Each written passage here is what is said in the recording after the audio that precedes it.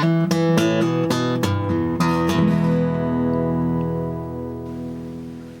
my name is Michael Bennett with Pacific Fly Fishers, and today we're going to tie a fly called the Bennett's Halo. It's a pattern of mine that I've been fishing for years, and came about on a trip to BC's Bulkley River, where we're looking for a really buggy, smaller hairwing fly that had a real buggy appearance, and developed this fly, and it's been a great pattern ever since for late summer and fall when the water's clear and you're looking for trouty fish that have been in fresh water for a long time. So let's get started tying it.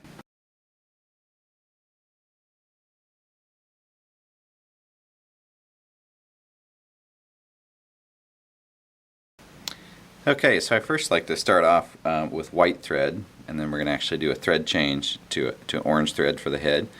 But I'll start off with just a Danville 6/0 white thread, and I'll show you why in just a second when we get to that point. We'll start off with our thread base.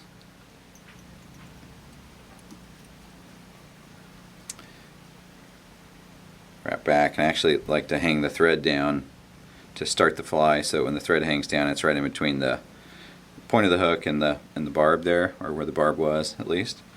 And stop there, and that's where we're going to do our first thing, which is the tip of oval, very fine oval silver tinsel. So I'm going to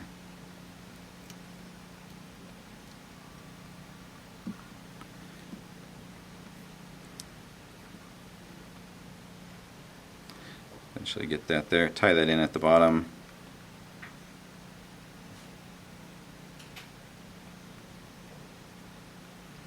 Like so. And then begin to wrap over those thread wraps to begin the tip. One right next to another, and we'll just need like four wraps of that. We'll tie it off, and then I'm going to not trim it. I'm going to lay the rest of it, the oval tinsel, down along the bottom with the tag piece that we had there, and try and apply smooth thread wraps up, because this is where the tag is going to go, and we want to keep it as smooth as possible so that our tag isn't all bumpy. And that's why I didn't trim the tinsel back there.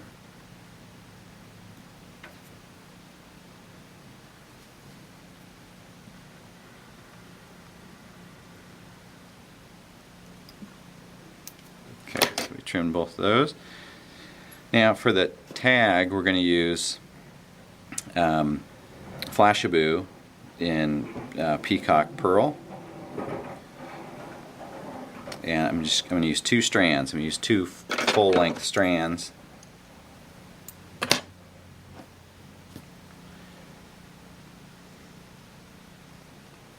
I'll take those and tie them in like so, and then I'm going to make my way back to the tip and then back again, trying to keep everything as smooth as possible.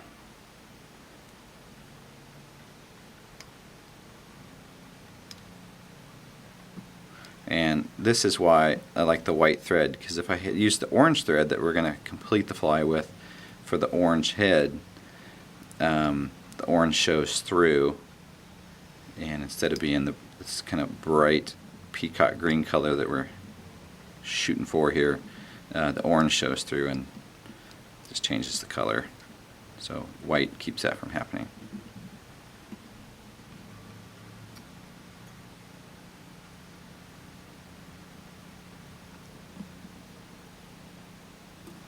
Alright, so there is our flashy Peacock Flashabou tag. Alright, so the next thing we're going to do is put on a tail using a teal feather.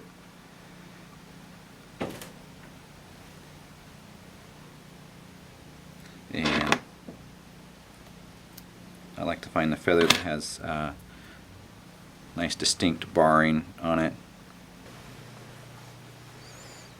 Okay, so I've taken that teal feather and I've clipped out the tip, and I've stripped away the stuff I don't need.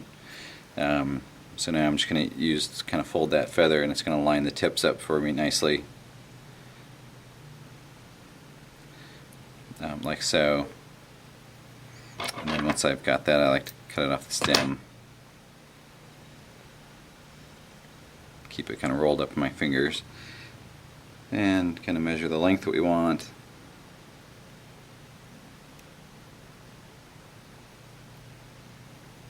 And tie it in like so. Actually, that's just a little shorter than I like it, so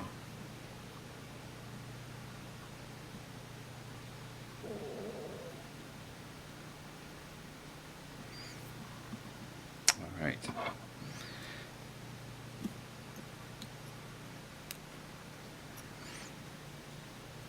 Okay, so we've got our tip, our tag, our tail. So now we're going to tie in our ribbing, which is going to be oval tinsel. We use this UTC French tinsel or oval tinsel, and again the medium size is what we use for the actual ribbing. And I like to tie it in kind of on the bottom of the hook. So when I start my rib, it starts off the bottom. Go ahead, put that back in the holder there.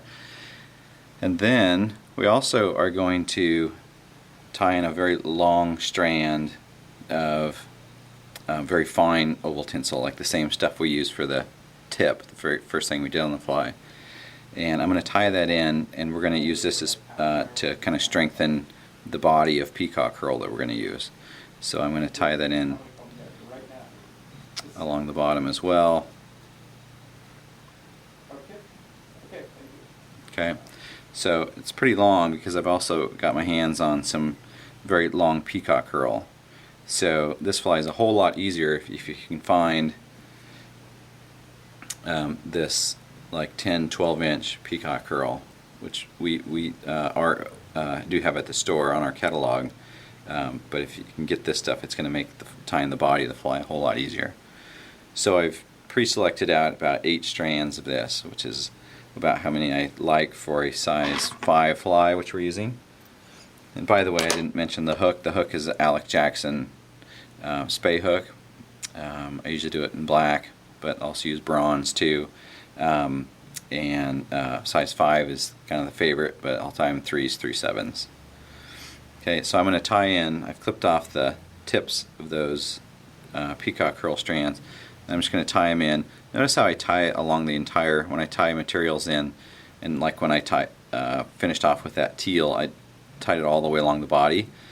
And we do that so that our fly doesn't end up with a big bump at the butt of the fly right there, because that's where I've terminated or where I've tied stuff in. So I'm going to have a nice smooth body just because I'm applying materials all the way along the hook shank instead of just at one spot. Okay, so I've tied in the Peacock curl. Now I'm going to take that very long piece of fine or extra small oval chenille we were talking about, and I'm going to begin to spin these. And I like this little electrical clip jobber. We sell these too, but you might have some of these lying around in a toolbox somewhere. These are very handy for clipping, and they hold all those strands really nicely. So I'm holding all the strands of the Peacock curl and the wire, or excuse me, the tinsel. I'm going to begin to twist them like so and form kind of a rope. I'll twist that till it's nice and tight, but not too tight, because if I get it too tight you'll see strands of the Peacock curl starting to break. Then when I start to wrap it onto the body, I'm going to wrap it counterclockwise or against the normal direction that I would tie. So I'm coming underneath and around. And the reason I'm doing this is when I apply my rib next, if they go in opposite directions, the rib doesn't just bury into the Peacock curl.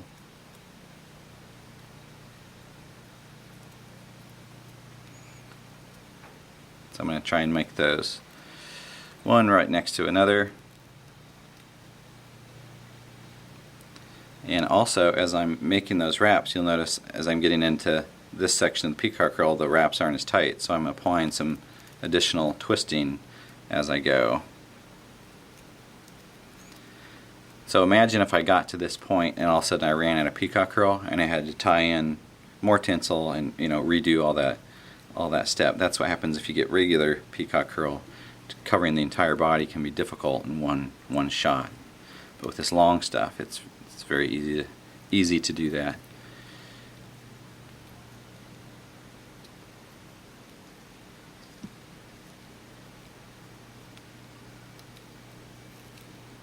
Okay, so I'm completing my body. As I go to tie it off, I need to really tie it in especially well, secure it down especially well, because the peacock little chenille that we created is going the opposite direction of the thread. So I'm going to spend a little extra time making sure I secure that in especially well. I'll go ahead and trim it off. Okay.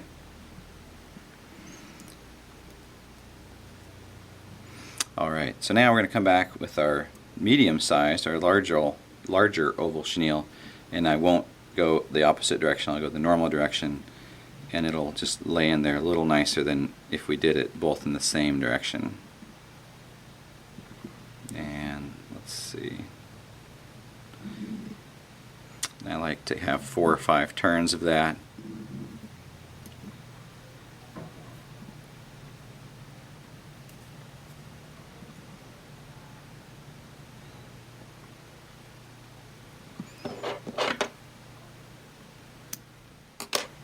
Okay, so now we've completed the body, we're ready to apply our hackle. And if you can get your hands on a large grizzly, almost like a poor quality grizzly rooster neck, you'll get these larger feathers. Sometimes you'll see them marketed as bass or saltwater grizzly necks. And if not, if you have a grizzly dry fly neck, you can use the very largest feathers that would be on the top of the neck, but we want a grizzly hackle like this one. So I'm going to go ahead and strip off some of the stuff I know I don't need at the bottom here.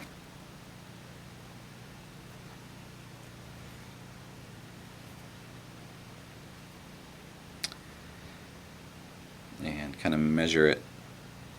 So when the hackle's the proper length, it should extend to just the to the bend of the hook, or just to the where the tip was. So I kind of measure it to see if I can get in that length that I want. I prefer to tie in starting with the tip for steelhead flies. So I'm going to take the tip of the feather, go into it just far enough that I'm getting the proper length that I want, and then I'll tie in the hackle tip first. Okay, so now we're going to fold the hackle, which means when I wrap it, I want all the barbs to lay back the same direction. So I'm going to take this top side here and take my scissors and fold them, or open them up like that, and just gently run the tip down to knock those barbs down, or to help knock them down, like so. Okay, so once they're kind of knocked down like that, I can just kind of fold them over as I apply my wraps. This makes it a little easier. Pull everything back. And notice I'm putting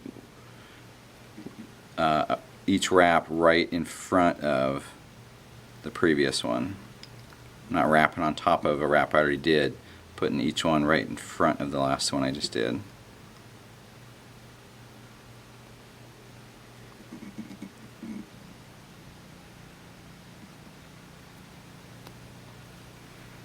Alright.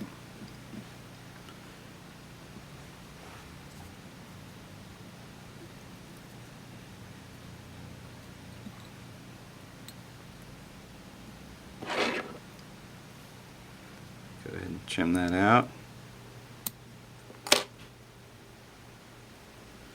Okay, so there's our hackle. If there's any stragglers kind of pull everything back like that, and then do some wraps just over the edge of them, and it should clean them up.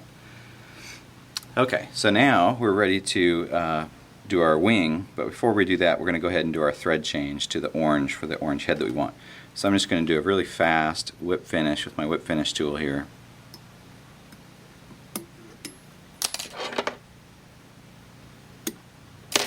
Grab my orange Danville 6/0 orange thread,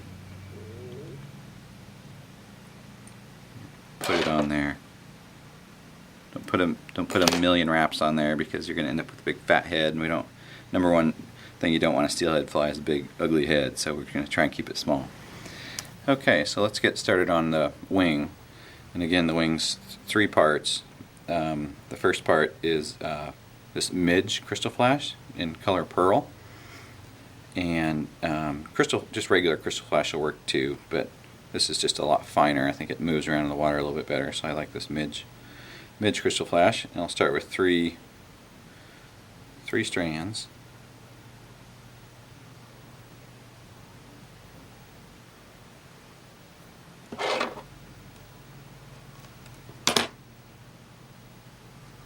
Leave them nice and long like this.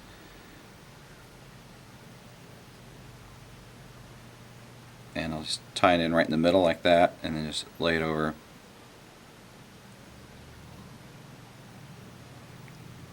Wrap it down so it's folded over. So now I have a total of 6 strands back there. So we'll go ahead and cut that about the middle when you lay it back, so it's right in about the middle of the tail. Okay, so the next piece of the wing is this Spirit River Light Bright, which I like to use in a lot of different flies I tie. And this is Hank Light Bright in holographic gold. You can use gold too, but I really like this holographic gold. It just shines, shows lots of different colors in the water. And we don't want to use too much of it, so we'll just take a small amount like so. I kind of try and straighten it out, get some of the straighter fibers. Any of the kinkier ones I'll kind of get out of the way. And we don't want to use too much of this. The goal is that when this flies in the water, this stuff is moving around and twinkling, giving life and movement to the fly. That's kind of the whole idea behind the whole fly, is that this twinkle adds life to it in the appearance of movement. So I'm going to use it sparingly. If I use too much, it's going to clump together and it's not going to move the way you want it to. So just a little bit, like so, just like we do with the midge crystal flash. I'm going to tie it in the middle of the material with one wrap. And grab the rest of it. Try not to make a mess here. Fold it over and tie it down with a couple of wraps. So now I have basically a double amount there. And I like to trim this kind of tapering it, so I'm doing little tiny snips like so they're not all exactly the same length. Okay, so the last piece of the wing is squirrel tail, gray squirrel tail like this one. And again, we want to use a very small amount of it. Oops, I got a straggler there. Okay, so I'm just going to use a small amount of gray squirrel tail, and I'm going to stack it using my little stacker here.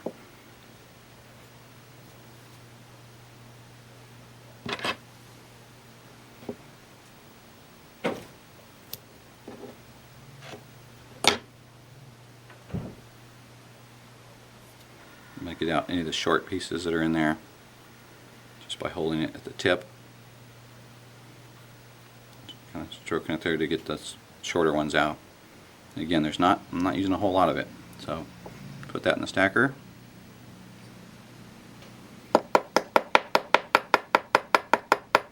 Tap away.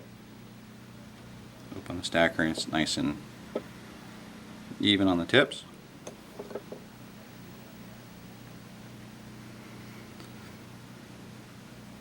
I'm going to measure that wing out to, again, just a little further back, about 3/4 of the tail.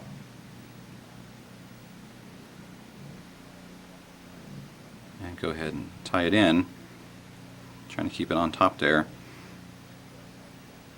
Here's a little trick for getting nice small heads that we were talking about, is just do a few wraps towards the back of the head and apply just a little bit of head cement.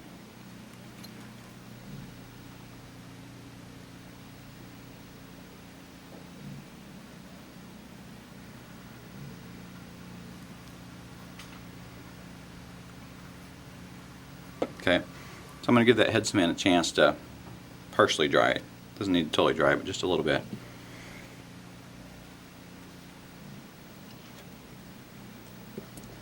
So the reason we're doing that, and notice I kept the thread wraps towards the back there, towards the rear where the head's going to be.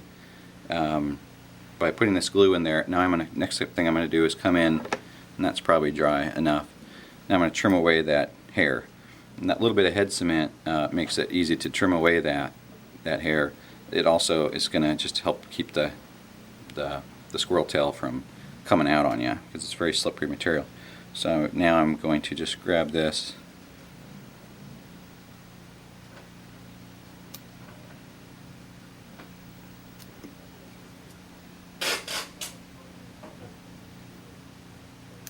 trim it right down to those thread wraps,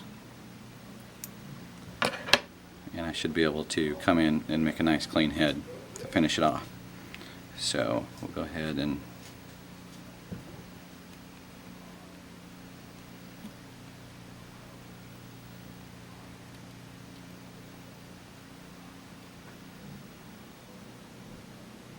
just put enough thread wraps on there to get a nice clean head. Okay, I got a few stragglers there, not my best work, but once we've done that, then we can go ahead and whip finish.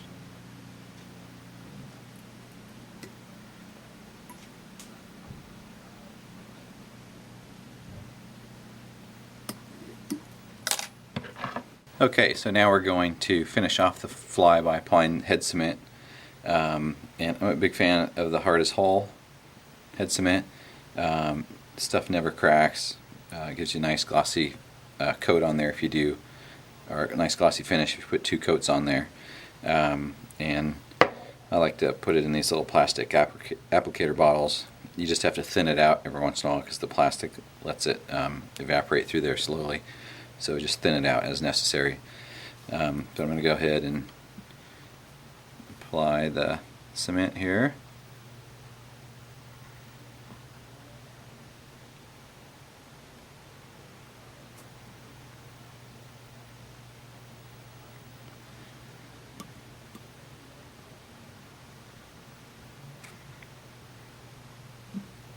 And again, one coat would be plenty, you know, from holding the fly together standpoint. But if you want that nice glossy head that are so nice looking on steelhead flies, put 2 coats on there and you'll totally get that. So there you go. There's the halo.